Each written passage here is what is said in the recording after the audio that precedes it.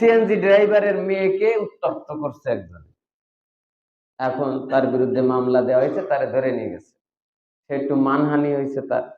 এখন এই সাব ইন্সপেক্টরের সাথে 2 লক্ষ টাকা কন্ট্যাক্ট, ওরে সাহায্য করতে হবে। তার সিএনজিতে বসলো, বসে তারে বললো যে একটু পানি নিয়ে আসো।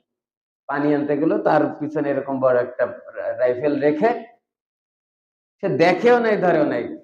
ওই যে পাম্পে রাখছে সেই পাম্পের সিসি ফুটেজে দেখা গেল সেই পুলিশ কর্মকর্তা ওখানে রেখে পানি আনতে যে ওই অস্ত্র রেখে চলে গেছে। ও এসে দেখে যে পিছনে লোক নেই, এদিক ওদিক তাকাচ্ছে।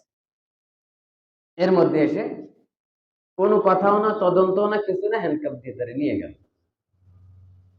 ভাগ্যক্রমে সেই ফুটেজ সংগ্রহ করে এখন কি হয়েছে, সব তথ্য বেরোয় আসছে যে মাত্র 2 লাখ টাকার কন্ট্রাক্টে একজন নিরীহ সিএনজি চালকরে পুলিশেই পুলিশে গাঁজা দিয়ে, এই গাঁজা তোর দিলাম দে 50,000 দে, এই ইয়াবা দিলাম 50,000 দে।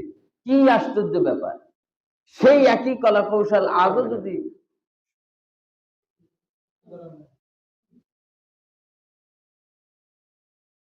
বর্তমানে যে কজন আলেমদেরকে ধরা হলো, কেন তারা ডেইলি স্টার, প্রথম আলোর বিরুদ্ধে কথা বললো? প্রথম আলোর মানুষ চিনতে ভুল করে নাই।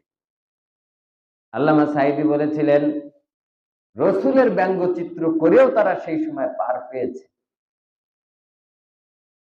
এইভাবে কোনো একজন মানুষকে যদি হত্যা করা হয়, গোটা জাতিকে হত্যা করা হয়।